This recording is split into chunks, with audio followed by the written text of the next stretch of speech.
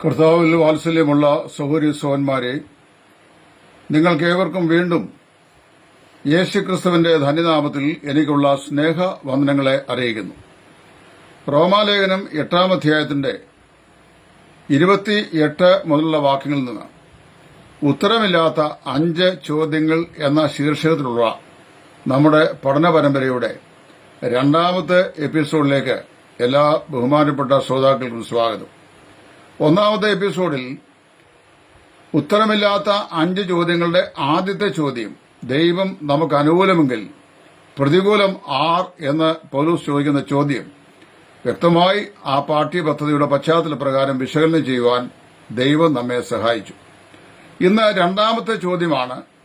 അതിന്റെ 32ാമത്തെ വാക്യം ഉദ്ധരിച്ചുകൊണ്ട് നാം പഠിക്കാൻ ആഗ്രഹിക്കുന്നത്. അതിങ്ങനെയാണ്: സ്വന്തം പുത്രനെ ആദരിയാതെ നമുക്ക് എല്ലാവർക്കും വേണ്ടി ഏൽപ്പിച്ചെന്നവൻ.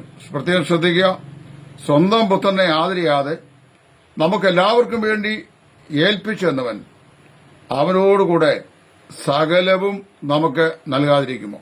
വളരെ അർത്ഥവത്തായ ചോദ്യമാണ്, ഉത്തരമില്ലാത്ത ചോദ്യമാണ്. ദൈവത്തിന് മാത്രമേ ഇതിന് ഉത്തരം പറയാൻ സാധിക്കുകയുള്ളൂ. അപ്പോൾ ഞാൻ ആദ്യം ഓർപ്പിച്ച പോലെ, ദൈവം അനുകൂലമെങ്കിൽ പ്രതികൂലമാറുന്നതിൽ നമുക്ക് പ്രതികൂലമാർ എന്ന് മാത്രമാണ് അപ്പോസ്തലൻ ചോദിച്ചതെങ്കിൽ നമുക്ക് ധാരാളം പ്രതികൂലങ്ങൾ ഈ ഭൂമിയിലുണ്ട്. പ്രത്യേകിച്ച് ക്രിസ്തീയ ജീവിതത്തിലും ശുശ്രൂഷയിലുമുണ്ട്. എന്നാൽ ഇവിടെയും നമുക്ക് പൗലോസ് ചോദിക്കുന്ന ഈ 2ാമത്തെ ചോദ്യത്തിൽ ദൈവം നമുക്ക് സകലതും നൽകാതിരിക്കുമോ എന്ന് മാത്രം ആണ് ചോദ്യം എങ്കിൽ, നമ്മുടെ ജീവിതത്തിൽ ലഭിക്കാൻ നമ്മൾ ആഗ്രഹിക്കുന്ന ധാരാളം ആഗ്രഹങ്ങളുണ്ട്. നമുക്ക് ഇന്ന സാധനങ്ങൾ, ഇന്ന വസ്തുക്കൾ, ഇന്നതൊക്കെ ലഭിച്ചിരുന്നെങ്കിൽ കൊള്ളായിരുന്നു എന്ന് മനുഷ്യരായ നാം പലപ്പോഴും ആഗ്രഹിക്കും. അങ്ങനെയാണ് ചോദിച്ചിരുന്നെങ്കിൽ ഒരു പക്ഷെങ്കിൽ നാം ചോദിക്കുന്നതും ദൈവം നമുക്ക് നൽകാതിരിക്കുന്നതുമായിട്ടുള്ള ധാരാളം കാര്യങ്ങളെ സംബന്ധിച്ചുള്ള പട്ടിക നമുക്ക് അടിനിർത്തുവാൻ സാധിക്കുമായിരുന്നു. എന്നാൽ അങ്ങനെയല്ല അപ്പോസ്തലൻ ചോദിക്കുന്നത്. ദൈവം നിങ്ങൾക്ക് നൽകാതിരിക്കുമോ എന്ന ഒരു സിമ്പിൾ ചോദ്യമല്ല. സ്വന്തം പുത്രനെ ആദരിയാതെ നമുക്കെല്ലാവർക്കും വേണ്ടി ഏൽപ്പിച്ചെന്നവൻ അവനോടുകൂടെ സകലവും നമുക്ക് നൽകാതിരിക്കുമോ? ഇതാണ് ഇവിടെ അപ്പോസ്തലൻ ചോദിക്കുന്ന ചോദ്യം. വാസ്തവത്തില് നമുക്ക് ചോദിക്കാൻ പ്രയാസമുള്ളതും ദൈവത്തിന് തരാൻ ബുദ്ധിമുട്ടുള്ളതുമായിട്ടുള്ള ധാരാളം കാര്യങ്ങൾ നമ്മുടെ ജീവിതത്തിൽ ഉണ്ടാവാം. അതേക്കുറിച്ചല്ല അപ്പോസ്തലൻ പറയുന്നത്. ഇവിടെ പറയുമ്പോൾ വളരെ വ്യക്തതയോടുകൂടി ഒരു ചോദ്യം പറയുകയാണ്. He who did not spare his son but gave himself up for all of us. സ്വന്തം പുത്രനെ ആദരിയാതെ നമുക്കെല്ലാവർക്കും വേണ്ടി ഏൽപ്പിച്ചു എന്ന നമ്മുടെ വലിയവനായ ദൈവം, ആ ദൈവം നമുക്ക് സകലതും നൽകാതിരിക്കുമോ? ഇതാണ് ചോദ്യം. അതായത് ശ്രേഷ്ഠമായതിൽ നിന്ന് താഴെ, അതിനേക്കാൾ വില കുറഞ്ഞ അല്ലെങ്കിൽ താണ കാര്യങ്ങളിലേക്ക്, ഉന്നതത്തിൽ നിന്ന് താഴ്ചയിലേക്ക്, വലിയതിൽ നിന്ന് ചെറിയതിലേക്ക്, ശ്രേഷ്ഠമായവയിൽ നിന്ന് സാധാരണമായതിലേക്കുള്ള ഒരു ചിന്തയാണ് ഇവിടെ പൗലോസ് പറയുന്നത്. അതെന്താ പറയുന്നത്? ദൈവത്തിന് ഏറ്റവും വിലപ്പെട്ടതായ ഒരു നിക്ഷേപം സ്വർഗത്തിലുണ്ടായിരുന്നെങ്കിൽ അത് തന്റെ ഏകജാതനായ പുത്രൻ യേശുക്രിസ്തുവായിരുന്നു. തനിക്ക് ഒരൊറ്റ മകനെ ഉണ്ടായിരുന്നുള്ളൂ.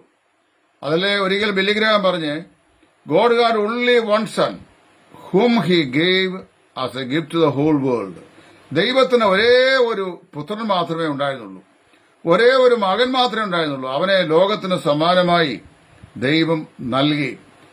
ദൈവത്തിന്റെ ഏകജാതനായ പുത്രനാണ് കർത്താവായ യേശു. ആ യേശുക്രിസ്തുവിനെ ദൈവം ആദരിച്ചില്ല എന്നാണ്. റോമാലേഖനത്തിൽ 8:32 അപ്പോസ്തലൻ പറഞ്ഞതിന്റെ ആശയം മനസ്സിലാക്കണമെങ്കിൽ, ഉൽപ്പത്തി പുസ്തകം 22-ാം അധ്യായത്തിൽ അബ്രഹാം ഇസ്ഹാക്കിനെ യാഗം കഴിക്കുന്നതിനോട് ബന്ധത്തിൽ ദൈവം അബ്രഹാമിനോട് പറഞ്ഞ വാചകം നമ്മൾ മനസ്സിലാക്കണം. നിന്റെ ഏകജാതനായ മകൻ ഇസ്ഹാക്കിനെ യാഗമാക്കുവാൻ നീ മടിക്കായകൊണ്ട്. അതായത് അബ്രഹാമിന് ഒരേ ഒരു മകനേ ഉള്ളൂ. അത് വാർദ്ധക്യത്തിൽ ദൈവം നൽകിയ വാഗ്ദത്ത സന്തതിയാണ്. ഈ വാഗ്ദത്ത സന്തതിയെ യാഗപീഠത്തിന്മേൽ, യാഗവിറകിന്മേൽ എരിഞ്ഞ് ഭസ്മമായി തീരുവാൻ തക്കവണ്ണം അങ്ങനെ ചെയ്യാൻ ദൈവം ആവശ്യപ്പെട്ടിരിക്കുന്നു. അത് ചെയ്യാൻ അബ്രഹാം തയ്യാറായിരിക്കുന്നു. അവനെ യാഗമാക്കി തീർക്കുവാൻ അബ്രഹാം മടിക്കാത്തതുകൊണ്ട്, അതിനെ യാഗമാക്കുവാൻ അബ്രഹാം മടിക്കായതുകൊണ്ട് എന്നാണ് അവിടെ നമ്മൾ വായിക്കുന്നത്. അബ്രഹാം മടി കാണിച്ചില്ല തന്റെ ഏകജാതനായ പുത്രനെ യാഗമാക്കുവാൻ അബ്രഹാം മടിച്ചില്ല, സന്ദേഹം കാണിച്ചില്ല. അതുപോലെ മനുഷ്യവർഗത്തിന്റെ രക്ഷയ്ക്ക് വേണ്ടി, മനുഷ്യവർഗത്തിന്റെ വീണ്ടെടുപ്പിന് വേണ്ടി, പാപത്തിന്റെ പരിഹാരത്തിന് വേണ്ടി, ലോകജനതയുടെ ഉദ്ധാരണത്തിന് വേണ്ടി ദൈവം തന്റെ ഏകജാതനായ പുത്രനെ ലോകത്തിലേക്ക് അയച്ചു തരുവാൻ, അവനെ ക്രൂശിലേക്ക് ഏൽപ്പിച്ചു തരുവാൻ ഒരിക്കലും ദൈവം മടി കാണിച്ചില്ല. ഇസഹാക്കിനെ യാഗപീഠത്തിന്മേൽ ഏൽപ്പിച്ചു കൊടുക്കുവാൻ അബ്രഹാം മടി കാണിച്ചില്ല എന്ന് പറയുന്ന പോലെ സ്വന്തം പുത്രനെ ആദരിയാതെ നമുക്കെല്ലാവർക്കും വേണ്ടി ഏൽപ്പിച്ചു തന്നവൻ എന്ന് കർത്താവിനെ കുറിച്ച് പറയുന്ന അതേ ക്രിയാപദമാണ് ഇവിടെ കർത്താവായ യേശുവിനെ കാണിച്ചു കൊടുത്ത ഇസ്കരിയോത്ത് യൂദാ ചെയ്ത പ്രവൃത്തിയോട് മുതലും യേശുക്രിസ്തുവിനെ മതകോടിന് മുമ്പാകെ വിസ്തരിച്ച് മരണശിക്ഷയ്ക്കായി തള്ളിക്കളഞ്ഞ മഹാപുരോഹിതന്മാരുടെ പ്രവൃത്തിയോട് മുതലും യേശുക്രിസ്തുവിനെതിരെ വിധി പ്രഖ്യാപനം ചെയ്ത് ചമ്മട്ടി കൊണ്ട് അവനെ അടിച്ച് ക്രൂശിപ്പാൻ ഏൽപ്പിച്ച പീലാത്തോസിന്റെ പ്രവൃത്തിയോട് മുതലും ഉപയോഗിച്ചിട്ടുള്ളത്. അപ്പൊ ഇസ്കരിയോത്ത് യൂദാ ഒറ്റിക്കൊടുത്തതിന് ഉപയോഗിച്ചിരുന്ന ക്രിയാപദവും മഹാപുരോഹിതന്മാർ അവനെ അധർമ്മികളുടെ കയ്യിൽ ഏൽപ്പിച്ചു കൊടുത്തതിന് പ്രയോഗിക്കുന്ന ക്രിയാപദവും പീലാത്തോസ് അവനെ വിധി കൽപ്പിച്ച് മരണശിക്ഷയ്ക്കായി ഏൽപ്പിക്കുന്നതിന് ഉപയോഗിക്കുന്ന ക്രിയാപദവും ഇവിടെ പറയപ്പെടുന്ന അതേ വാക്കാണ്. സ്വന്തം പുത്രനെ ആദരിയാതെ നമുക്കെല്ലാവർക്കും വേണ്ടി ഏൽപ്പിച്ചു തന്നവൻ എന്ന അതേ ക്രിയാപദം തന്നെയാണ്. അപ്പോൾ വാസ്തവത്തില് നമുക്കിവിടെ ന്യായമായൊരു ചോദ്യമുണ്ട്. Who delivered Jesus to die? കർത്താവായ യേശുവിനെ മരണത്തിനായി ഏൽപ്പിച്ചു കൊടുത്തത് ആരാണ്? ചരിത്രത്തിലെ ഏറ്റവും പ്രധാനപ്പെട്ട ചോദ്യമാണ്. Who gave Jesus to die? യേശുക്രിസ്തുവിനെ മരണത്തിനായി ഏൽപ്പിച്ചു കൊടുത്തതാണ്. ഇത് ഷോർട്ട് വീഡിയോ ഇത്, അതായത് 10 മിനിറ്റിൽ താഴെയുള്ള വീഡിയോ ആണ്. അപ്പോൾ അതിന്റെ ഉത്തരം പറയാം, നോട്ട് ജൂദാസ്. ഇസ്കരിയോത്ത് യൂദാ അല്ല. വാസ്തവത്തിൽ യേശുവിനെ ഒറ്റിക്കൊടുത്ത ഇസ്കരിയോത്ത് യൂദയാണ്. കർത്താവും പറഞ്ഞു, ഞാൻ നിങ്ങളെ 12 പേരെയല്ലോ തിരഞ്ഞെടുത്തത്, നിങ്ങൾ ഒരുവൻ എന്നെ മരണത്തിനായി ഏൽപ്പിച്ചു കൊടുക്കും എന്ന് പറഞ്ഞു.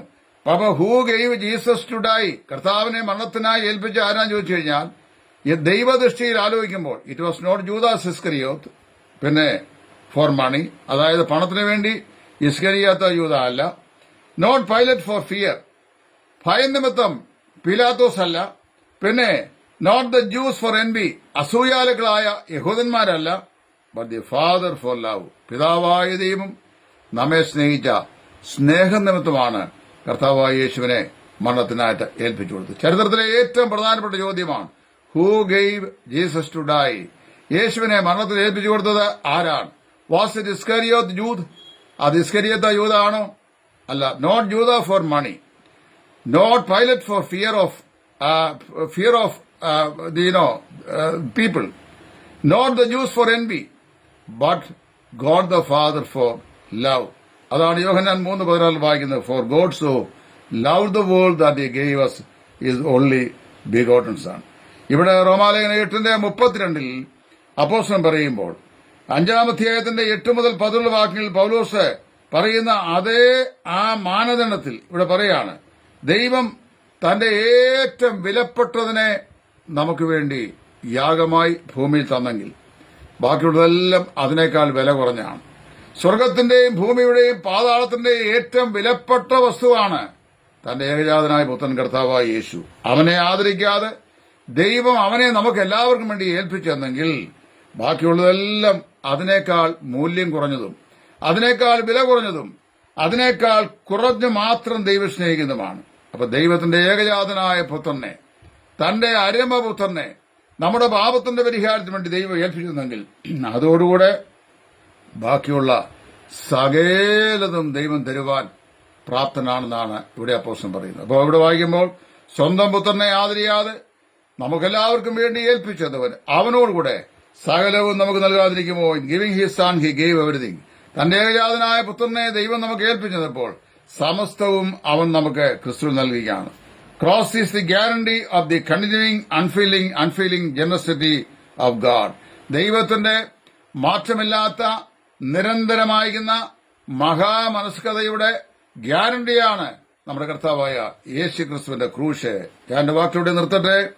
സ്വന്തം പുത്രനെ ആദരിയാതെ നമുക്കെല്ലാവർക്കും വേണ്ടി ഏൽപ്പിച്ചെന്നവൻ അവനോടുകൂടെ സകലവും നമുക്ക് നൽകാതിരിക്കുമോ? കർത്താവായ യേശുവാണ് സ്വർഗത്തിന്റെ ഏറ്റവും വിലപ്പെട്ട വസ്തു. കർത്താവായ യേശുവിനെ ആദരിക്കാതെ മരണത്തിനായി അവനെ ഏൽപ്പിച്ചെന്ന പിതാവായ ദൈവം അവനെ നമുക്ക് സമ്പൂർണമായി തന്നിരിക്കെ അവനേക്കാൾ വില കുറഞ്ഞ മറ്റെന്തിനെയാണ് നമുക്ക് തരാൻ മടിക്കുക? ഈ കർത്താവായ യേശു ക്രിസ്തുവിൽ നമുക്കുള്ള എല്ലാ പ്രൊവിഷനും ഉണ്ട്. കാരണം ക്രിസ്തുവിനെ ആദരിയാതെ ഏൽപ്പിച്ചെന്ന ദൈവം അതിനേക്കാൾ മൂല്യം കുറഞ്ഞ ലോകത്തിലെ ഏതു കാര്യവും തന്റെ ഹിതത്തിന്റെ ആളുകൾ പോലെ തന്റെ ഇഷ്ടം പോലെ തന്റെ മക്കൾക്ക് നൽകുന്നവനാണ് എന്നാണ് അപ്പോസ്തലൻ പറയുന്നതിന്റെ ആശയം. ദൈവം നമ്മെ സഹായിക്കട്ടെ. ഉത്തരമില്ലാത്ത ഈ 5 ചോദ്യങ്ങളിൽ രണ്ടാമത്തെ ചോദ്യം, സ്വന്തം പുത്രനെ ആദരിയാതെ നമുക്കെല്ലാവർക്കും വേണ്ടി ഏൽപ്പിച്ചെന്നവൻ അവനോടുകൂടെ സകലവും നമുക്ക് നൽകാതിരിക്കുമോ? ഉത്തരം, സ്വർഗത്തിലെ ദൈവത്തിന് തന്റെ പുത്രനായ യേശു ക്രിസ്തുവിനേക്കാൾ വിലയേറിയ മറ്റൊന്നില്ല. അവനെ ദൈവം ആദരിച്ചില്ല എങ്കിൽ മറ്റെല്ലാം തരുവാൻ അവൻ സമ്പന്നനാണ്, അതിന് സന്മനസ്സുള്ളവനാണ്, ഔദാര്യ മാനസനാണ്. ഈ ദൈവത്തെ എത്ര നന്ദിയോടുകൂടെ നമുക്ക് ആരാധിപ്പാനും മഹത്വപ്പെടുത്തുവാനും സ്നേഹിപ്പാനും സാധിക്കണം.